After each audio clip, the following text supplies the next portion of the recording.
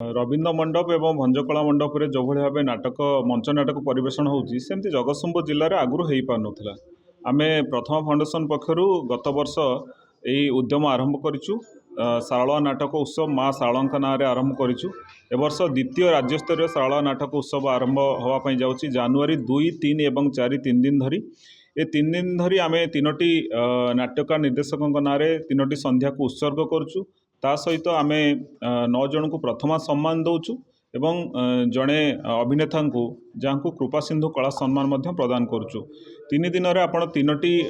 भल नाटक देखिपाई पाइबे। गोटे हूँ आपणकर मागुणीर शगड़ गोदावरीश महापात्र लेखा द्वितीय हूँ कमला जो नाटकटी गोटे सांबादिक उपर पर्यवेसित एवं तृतीय नाटकटी हूँ आपणकर संपर्क ये तीनोटी अनुष्ठान खूब सुंदर भाव नाटक परिवेशन करेंगे। आम समस्त को निवेदन करुचु जगतसिंहपुर जो मंच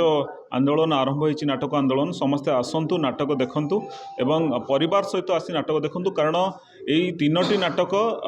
संपूर्ण भाव पारिवारिक नाटक मु निवेदन करुच्ची समस्ते